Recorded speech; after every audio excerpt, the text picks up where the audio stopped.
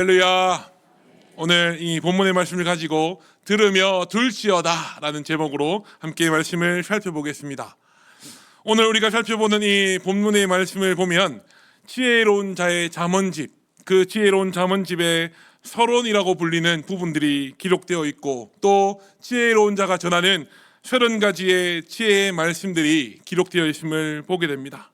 오늘 우리가 읽었던 본문 가운데 그 30가지 중에 1번부터 5번까지의 말씀을 오늘 본문은 기록하고 있는데요, 오늘 우리가 함께 읽었습니다마는 오늘 본문은 나와 너 1인칭과 2인칭을 사용해 가면서 마치 아버지가 사랑하는 그 아들에게, 스승이 제자에게 권면하듯이 지혜 있는 자의 말씀에 귀를 기울이라 라고 우리에게 말씀하고 있습니다.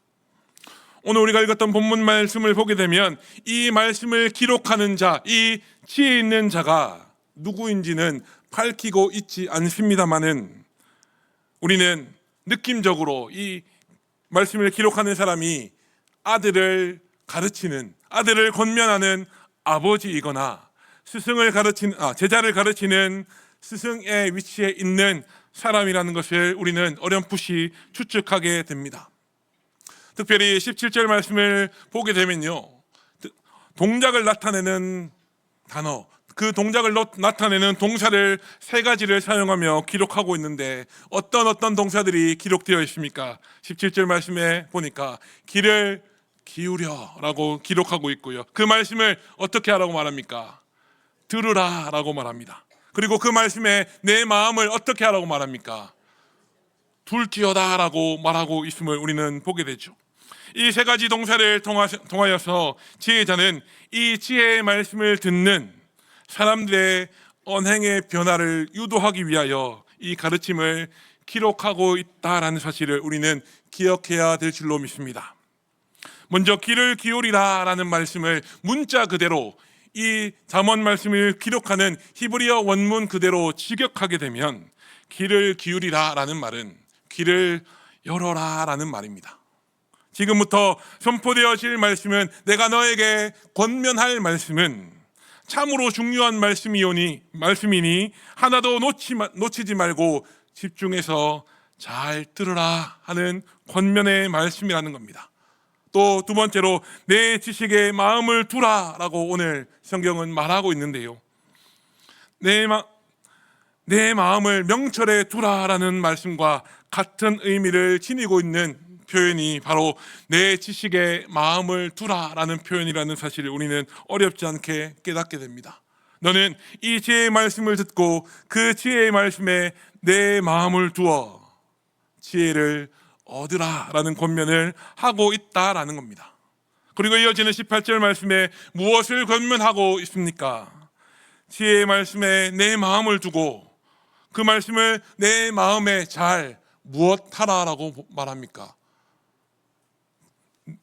그 말씀을 내 마음에 잘 무엇하라 라고 말합니까? 보존하라 라고 말하고 있음을 우리는 보게 됩니다. 이는 지혜자의 가르침, 그 지혜자의 말씀들을 머리로만 이해하지 말고 우리의 입으로 외우고 다녀야 한다라는 의미입니다.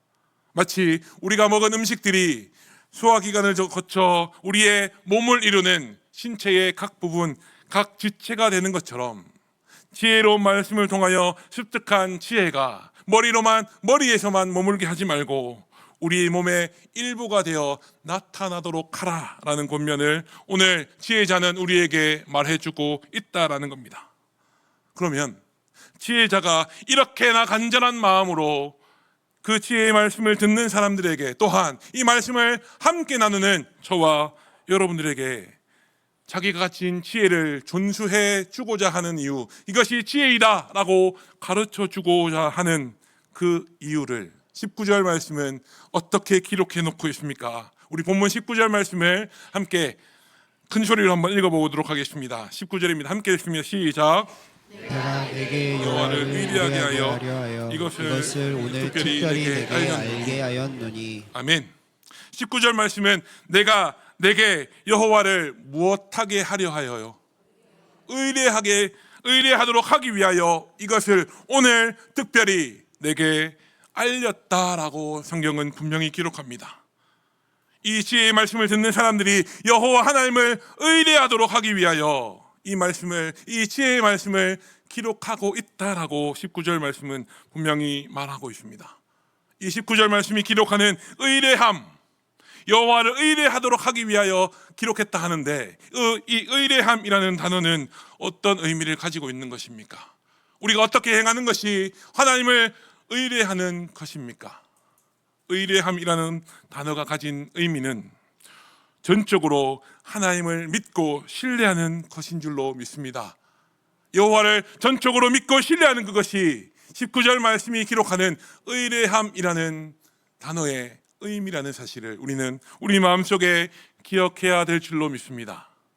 다르게 표현하면요, 지혜자는 이 지혜의 말씀을 듣고 배우는 사람들이 온전히 하나님만을 전적으로 믿고 신뢰하도록 하기 위하여, 그 지혜를 얻도록 하기 위하여 이렇게 간절한 마음으로 이 지혜의 말씀들을 기록하고 자기의 입술로 자기의 말을 기다리는 자들에게 가르쳐 주고 있다라는 거죠. 여호와를 경외하는 것이 지혜의 근본이요, 거룩한 신자를 아는 것이 명철이라고 말하는 잠언 9장 10절의 말씀을 다시 한 번 더 우리 마음에 새길 수 있는 저와 여러분들이 다 되실 수 있기를 간절히 소망합니다. 그런 이후에, 그런 말씀을 다 기록해 놓은 이후에 지혜를 가진 자, 여호와를 경외하는 자는 어떻게 살아야 한다고 오늘 본문은 우리에게 말하고 있습니까? 내가 내 인생의 주인이라고 말하면서 내 마음대로, 내 뜻대로, 내가 하고 싶은 대로 하며 살아가는 것이 아니라 19절 말씀을 통해 보는 것처럼 오직 여호와 하나님을 의지하며 살아가야 한다라고 말합니다. 여호와 하나님을 의지하는 그 지혜를 나만 가지고 나만 누리며 살아가는 것이 아니라 지혜를 가지지 못한 사람, 그 지혜가, 참된 지혜가 어디 있는지 갈망하는 그 사람들에게 가르쳐주고 그 지혜를 나누어 주며 살아야 한다라고 오늘 말씀은 우리에게 분명히 이야기하고 있습니다. 그리고 20절 말씀은 모략과 지식의 아름다운 것을 이 말씀을 보는 너를 위하여 기록했다라고 말하면서 너로 하여금 이 진리의 확실한 말씀을 깨닫도록 하기 위하여, 또 너를 보내는 자, 지혜를 찾지 못해서 어디에 참된 지혜가 있으며 참된 지혜가 무엇이냐라고 묻는 그 사람들에게 진리의 말씀으로 네가 대답하도록 하기 위하여 이 말씀들을, 이 지혜의 글들을 기록한다라고 오늘 지혜자는 분명히 말하고 있다라는 사실입니다. 사랑하는 여러분, 여호와 하나님을 경외하는 것이 바로 성경이 말하는 지혜라는 사실을 나만 알고 나만 그 은혜와 사랑을 누리며 살아가는 것이 아니라 지혜를 구하며 지혜를 갈망하는 모든 사람들에게 여호와 하나님을 경외하는 것이 바로 지혜다라는 사실을 전하며 그들을 가르치며 살아가시는 저와 여러분들이 다 되실 수 있기를 간절히 소망합니다. 그리고 22장 22절로부터 24장 22절까지의 말씀을 보게 되면 30가지에 달하는 지혜의 가르침들을 기록해 놓고 있는데요, 오늘 우리가 읽었던 본문에서는 첫 번째부터 5번째까지의 지혜의 말씀들을 기록해 놓고 있습니다. 본문이 기록하는 첫 번째 지혜의 가르침은 무엇입니까? 22절과 23절 말씀을 우리 먼저 읽어보겠습니다. 함께 읽겠습니다. 시작. 약한 자를 그가 약하다고 탈취하지 말며 곤고한 자를 성문에서 압제하지 말라. 대저 여호와께서 신원하여 주시고 또 그를 노력하는 자의 생명을 빼앗으시리라. 아멘. 내가 좀 힘을 가지고 있다라고 해서 연약한 자들을, 곤고한 자들을 억압하고 착취하는 일은 절대로 없어야 한다라고 성경은 우리에게 분명히 경고해 주고 있습니다. 이 22절이 기록하는 약한 자, 곤고한 자는 어떤 사람들입니까? 사회적으로나 경제적으로나 빈곤층에 속한 사람들일 것입니다. 이런 사람들이 가지는 특징, 가장 대표적인 특징은 무엇이라 할 수 있겠습니까? 이 약하고 곤고한 자들은 자기가 억울한 일을 당한다 할지라도 마땅히 어디에 하소연할 곳이 없다라는 것이 그들의 가장 큰 특징이라 할 수 있을 것입니다. 내가 가진 권력과 힘을 가지고 내가 가진 권력과 힘을 가지고 약한 사람들을 괴롭히고 약한 사람들, 그 곤고한 자들이 가지고 있는 것까지 빼앗는 사람은 가장 비겁한 사람이다 라고 성경은 우리에게 말하고 있음을 우리는 기억해야 될 줄로 믿습니다. 또 곤고한 자를 성문에서 압제하는 일도 성경은 분명하게 금지하고 있는데요, 이 성문이라고 하는 장소는 굉장히 다양한 의미를 가집니다. 왜 그렇습니까? 이 성문이라고 하는 장소는 성문 앞에 시장이 형성이 되기도 하고요, 그 고대 이 잠언이 기록되던 그 시대에 소송이 접수가 되면 재판을 진행하던 장소가 바로 성문이었다라는 사실을 우리는 말씀을 통하여 보게 되는데, 그 사실을 기억하고 오늘 본문 말씀을 다시 보게 되면 성문에서 곤고한 자를 압제하는 것을 우리는 어떤 상황이라고 이해할 수 있겠습니까? 곤고한 자들을 성문에서 압제한다라고 하는 것은 권력을 가진 자가, 곤고한 자가 가진 그 재산과 그의 물건들을 합법적으로 빼앗아 오기 위하여 소송을 제기한 상황을 기록하고 있음을 우리는 어렵지 않게 눈치챌 수 있습니다. 강한 힘과 권력을 가진 그 사람이 자신의 법적인 권리를 행사한다라고 말하면서 약한 자, 곤고한 자들의 재산과 생명을 빼앗으려 하면 참으로 어려운 일들이 벌어진다라는 사실을 성경은 우리에게 분명히 경고하고 있다라는 거죠. 그리고 23절 말씀에 가서 보면 왜 성경은 이런 일을 행하지 말라라고 말하고 있습니까? 여호와께서 그 약하고 곤고한 자들을 무엇하여 주실 것이기 때문이라고요. 하나님께서 무엇하여 주실 것이기 때문이라고 말합니까? 신원하여 주실 것이라고 말합니다. 신원하여 주실 것이기 때문에 너는 그런 행동을 하지 말라라고 말하고 있다는 겁니다. 그리고 그들의 생명, 약한 자와 곤고한 자들을 괴롭히는 자의 생명을 누가 빼앗으실 것이라고 성경은 기록합니까? 여호와 하나님께서 그 약한 자, 곤고한 자들의 생명을 취하시는 것이 아니라 그들을 괴롭히는 자들의 생명을 하나님께서 친히 빼앗으실 것이기 때문에 너는 그런 행동을 하지 말라라고 기록하고 있음을 우리는 기억해야 될 줄로 믿습니다. 두 번째 지혜의 가르침은 무엇입니까? 우리 본문 24절과 25절 말씀도 다시 한 번 더 읽어보겠습니다. 24절과 25절 함께 읽겠습니다. 시작. 노를 품는 자와 사귀지 말며 울분한 자와 동행하지 말지니 그의 행위를 본받아 내 영혼을 올무에 빠뜨릴까 두려움이니라. 아멘. 이 24절이 기록하는 노를 품은 자, 노를 품는 자라는 것을 이 문자 그대로 해석하면 늘 항상 화가 나 있는 사람이라는 뜻입니다. 그리고 25절은 무엇을 하지 말라고 말합니까? 울분한 자들과 무엇 하지 말라고 말합니까? 동행하지 말라, 사귀지 말라라고 분명히 경고하고 있습니다.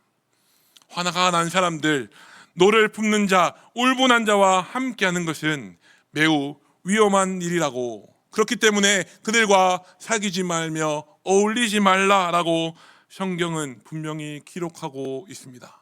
그렇게 경고하면서 그 경고의 이유를 어떻게 기록합니까? 그들을 무엇할까 두려워하기 때문이라고 말합니까? 그들의 행위를 따라할까, 그들의 행위를 본받아 따라할까 봐 염려하기 때문이다 라고 성경은 분명히 말하고 있습니다. 나도 모르는 사이에 내가 그 노를 품는 자와 울분한 자의 모습과 행동을 나도 모르는 사이에 따라할 수 있기 때문에 그것을 그들과 사귀고 그들과 어울리지 말라라고 말합니다. 또 그의 길을 따라가는 것, 노를 품는 자와 울분한 자의 길을 따라가는 것은 내 영혼을 올무에 빠뜨리는 행위이기 때문에 그렇다라는 사실을 성경은 분명히 기록해 놓고 있습니다.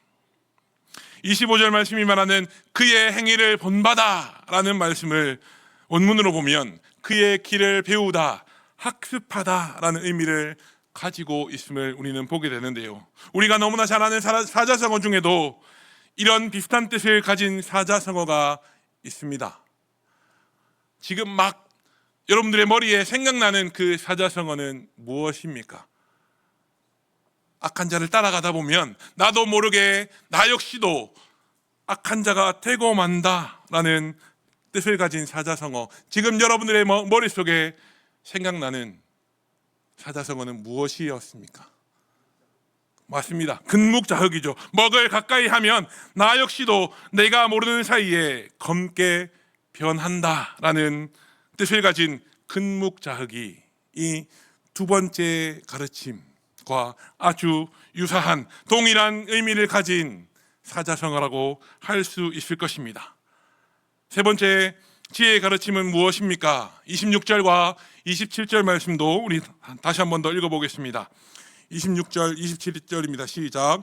너는 사람과 더불어 손을 잡지 말며 남의 빚에 보증을 서지 말라. 만일 갚을 것이 내게 없으면 내 눈 침상도 빼앗길 것이라. 내가 어찌 그리하겠느냐. 아멘. 26절 말씀에 보면 지혜자는 세 번째 지혜의 말씀으로, 지혜의 가르침으로 무엇을 말하고 있습니까? 남을 위하여 무엇하지 말라고 말합니까? 보증서지 말라라고 기록하고 있음을 우리는 보게 됩니다. 사실 우리는요, 보증을 한번 잘못 썼다가 집에 압류 딱지가 붙고 통장들이 거래 정지를 당하고 이런 어려운 일들을 면치 못하는 사람들을 부끄러운 얘기고 좀 미안한 얘기지만 어렵지 않게 보면서 살아갑니다. 잠언의 말씀을 보다 보면 이 22장, 우리가 보는 이 22장 본문에 앞서서 6장의 1절과 2절 말씀에도 잠언 말씀은 분명하게 남을 위하여 보증을 서지 말라라고 경고하고 있는데요. 우리 6장 1절과 2절 말씀은 어떻게 기록하는지 우리 잠언 6장 1절 2절 말씀도 다시 한번 읽어보겠습니다. 내 아들아, 시작. 내 아들아, 내가 만일 이웃을 위하여 담보하며 타인을 위하여 보증하였으면 내 입의 말로 내가 얽혔으며 내 입의 말로 인하여 잡히게 되었느니라. 아멘.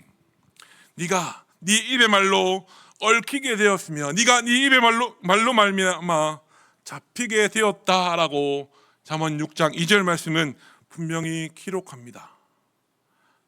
그러면 잠언 말씀이 이렇게나 강력하게 남을 위하여 보증을 서지 말라라고 말하는 이유는 무엇이겠습니까? 보증을 섰다가 빚을 갚아야 하는 저 사람이 빚을 갚지 못하게 되면 그 책임, 빚을 갚아야 하는 책임이 누구에게 오기 때문인가요? 보증을 선 사람, 나에게 오기 때문에 그렇다라는 겁니다. 그런데 내가 빚을 갚아줄 능력이 있다면 그나마 다행일 텐데 내가 그 빚을 갚을 능력이 없다라고 한다면 27절 말씀은 어떤 상황까지 가게 될 것이라고 말하고 있습니까? 내 눈 무엇도 빼앗기리라. 침상 역시도 빼앗길 것이다 라고 분명히 말하고 있음을 우리는 기억해야 합니다. 잘못 쳐준 그 보증 때문에 남에게 절대로 빼앗겨서는 안 되는 그 침상까지도, 나에게 안락한 휴식을 허락해주는 그 침상, 우리의 가정이 될 수도 있고요, 우리의 집이 될 수도 있는 나의 침상을, 그 침상마저도 빼앗기게 될 것이다 라고 성경은 분명히 우리에게 경고하고 있습니다. 남을 위해 보증을 서는 것은 스스로 올무에 걸려드는 일이며 스스로 자기의 무덤을 파는 행위가 된다라는 사실을 성경은 분명하게 그리고 단호하게 우리에게 경고해 주고 있다는 사실을 우리는 반드시 기억해야 될 줄로 믿습니다. 네 번째 가르침은 무엇입니까? 28절 말씀을 한 번 더 읽어보겠습니다. 28절 말씀 함께 읽겠습니다. 시작. 내 선조가 세운 옛 지계석을 옮기지 말지니라. 아멘. 28절 말씀을 보게 되면 내 선조가 세운 옛 지계석, 땅의 경계를 표시하는 그 돌들을 옮기지 말라라고 우리에게 경고하고 있습니다. 왜 그렇습니까? 왜 땅의 경계를 표시하는 그 경계석, 지계석을 옮기지 말라라고 오늘 말씀은 우리에게 명령하고 있는 것입니까? 이스라엘에게 있어서 각 사람이 소유한 땅은요, 자기의 돈으로 산 땅이 아니라 하나님이 이스라엘 백성들에게 허락해 주신 그 은혜의 결과였습니다. 하나님이 주신 것이기에 거룩한 것이었습니다. 그 땅을 허락해 주신 분도 하나님이시고 그 땅의 가운데 그 땅을 통하여 영광 받으실 분도 바로 하나님이셨습니다. 그렇기 때문에 이스라엘의 선조들, 그 이스라엘의 땅들을 나누던 그 시기부터 살았던 이스라엘의 선조들은 경계석을 세운 이후에야 자기가 소유한 그 땅들을 자기의 자손들에게 나누어 주었습니다. 그런데 그런 지계석, 땅의 경계를 정하고 표시하는 그 지계석을 옮기는 행위는 그 땅을 주신 하나님을 향하여 그 하나님 앞에 죄를 범하는 것이고, 다르게 얘기하면 내가 이만큼 더 지계석을 나에게 유리한 쪽으로 옮기면 내 옆에 있는 이웃에게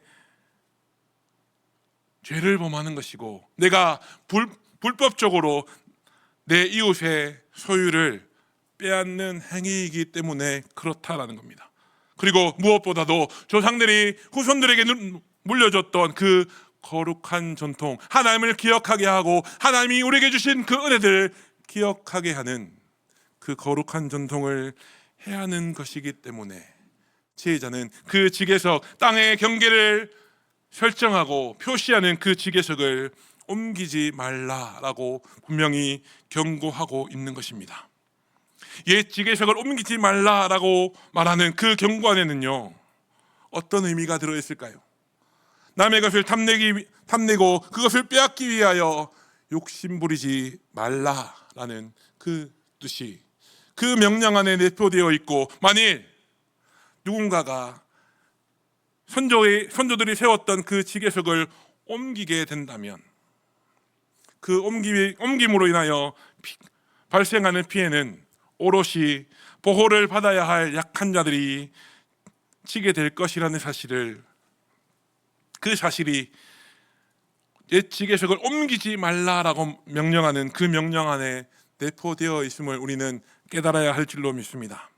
또한 지계석을 옮기지 않는 것은 하나님께서 조상들을 통하여, 우리 조상들을 통하여 내게 필요한 만큼 땅을 허락해 주셨다라는 것을 인정하고 고백하는 신앙의 고백이 되기도 한다. 하나님을 향한 우리의 믿음의 고백이 될 수도 있다라는 사실을 우리는 기억해야 할 줄로 믿습니다. 마지막 5번째 시의 말씀을 어떻게 기록합니까? 오늘 본문 마지막 29절 말씀을 다시 한 번 더 읽어보겠습니다. 내가 시작. 내가 자기의 일에 능숙한 사람을 보았느냐. 이러한 사람은 왕 앞에 설 것이요 천한 자 앞에 서지 아니하리라. 아멘. 지혜자는요, 어떤 일을 하든지 간에 성실하게 임해서 저 사람만큼은 저 분야에서 최고다라는 그 사람들의 인정, 자기 일에 능숙한 사람이라는 칭찬을 들으라라고 우리에게 권면하고 있습니다. 자기 일에 능숙한 사람, 자기 일을 진짜 마스터의 경지에까지 올라가서 그 어떤 어려움이 와도 이겨내고 자기 일을 수행하는 사람, 그 사람을 우리는 무엇이라 말합니까? 장인이라고 말하기도 하고요, 혹은 달인이라고 표현하고 있습니다. 성경은요, 자기 일에 능숙한 것, 그것 역시도 지혜라고 말합니다. 그리고 이런 사람들은 대체로 자기가 하는 일에 대한 자부심이 넘쳐나는 사람입니다. 그리고 또 자기 일을 일로 받아들인 것이 아니라 자기 일을 즐거움으로 받아들이고 기쁨으로 자기 일을 즐기며 할 줄 아는 사람입니다. 그리고 자기가 해야 할 일이 너무나 분명하고 명확하기에 다른 사람들의 일에 참견하지 아니하고 자기의 일만 묵묵하게 해 나가는 사람입니다. 그런데 오늘 29절 말씀은 그렇게 자기 일에 능숙한 사람은 누구 앞에 서게 될 것이라고 말합니까? 왕 앞에 서게 될 것이다 라고 말하죠. 무슨 뜻입니까? 자기 일에 능숙한 사람은 왕 앞에 서게 될 것이다 라고 말하는 그 29절의 말씀은 무엇을 우리에게 말해주고 있는 것입니까?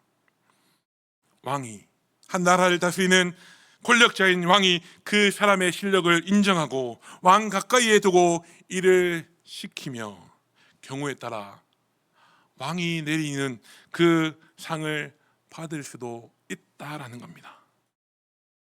또 반대로 오늘 29절 말씀을 보면 자기 일에 능숙한 사람은 왕 앞에 설 것이고 어떤 자 앞에 서지 않을 것이다 라고 말합니까? 천한 자 앞에 서지 않을 것이다 라고 성경은 분명히 말하고 있습니다. 29절이 말하는 이 천한 자라는 단어는요, 우리가 흔히 생각하는 것처럼 신분이 천한 사람, 낮은 계급에 위치한 사람이라는 의미가 아닙니다. 성경이 말하는 이 천한 자는 어두운 곳에 있어서 알려지지 않은 사람이라는 의미이지, 우리가 생각하는 것처럼 신분이 낮은 사람, 계급이 낮은 사람을 뜻하는 말이 절대로 아니라는 겁니다. 오늘 본문은 자기 일에 능숙한 사람이 왕 앞에 설 것이며 그 천한 자를 섬길 일은 전혀 없다라고 우리에게 분명히 기록하고 있다는 겁니다. 살아가는 여러분, 이제 말씀을 마무리할 텐데요, 오늘 우리가 살펴보는 이 본문의 말씀은 여호와 하나님을 경외하는 것이 가장 분명하고 명확한 지혜이며, 이 말씀을 기록하는 지혜자는 하나님을 경외하는 지혜, 그 하나님을 온전히 신뢰하고 따르는 지혜를 깨닫고 지혜로 자기의 말씀을 기다리는, 자기의 입술로 선포되는 그 말들을 기다리는 사람들에게 지혜를 갖도록 하기 위하여 이 지혜의 말씀들을 말하고 기록하고 있다라는 사실을 우리는 말씀을 통하여 살펴보았습니다. 또한 그 지혜를 깨닫고 소유한 사람, 하나님을 경외하는 그 사람은 어떻게 살아가야 하는지 우리는 말씀을 통하여 분명히 바라보았습니다.